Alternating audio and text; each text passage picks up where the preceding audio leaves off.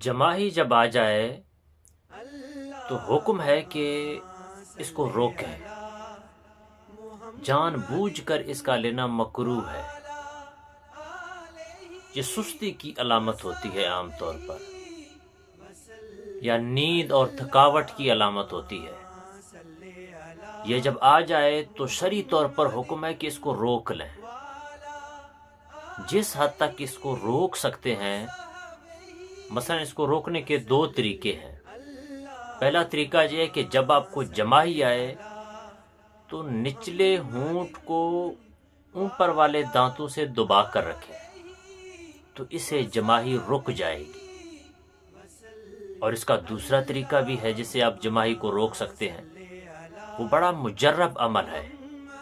اس پر عمل کریں گے تو انشاءاللہ آپ کی جماہی خود بخود رک جائے گی۔ وہ یہ ہے کہ آپ ذہن میں خیال لائیں کہ اللہ کے 1,24,000 کم و بیش پیغمبر جو اس دنیا میں آئے ہیں، ان میں سے کسی نے کبھی جماہی نہیں لی، کسی کو جماہی نہیں آئی۔ اس خیال کے لانے سے بھی انشاءاللہ آپ کی جماہی رک جائے گی۔ پہلا طریقہ یہ تھا کہ نچلے ہونٹ کو اوپر والے دانتوں سے دبا کر رکھیں، اور دوسرا طریقہ یہ ہے کہ آپ یہ تصور میں لائیں کہ اللہ کے کسی پیغمبر کو جماہی نہیں آئی، تو اس سے انشاءاللہ آپ کی جماہی رک جائے گی۔ اگر پھر بھی آ جائے اور پھر بھی جو ہے نا وہ نہ رکے، تو پھر جس حد تک ہو سکے منہ کو کم کھولیں، منہ کو زیادہ کھلنے سے بچائیں، اور جتنا منہ کھلے گا تو آپ جو ہے نا وہ آپ کا جو دایاں ہاتھ ہوگا، دائیں ہاتھ کو منہ پر رکھیں، سیدھا جو دائیں ہاتھ کی سیدھی سائیڈ ہے، یعنی کہ سیدھا کر کے اس کو منہ پر رکھیں گے۔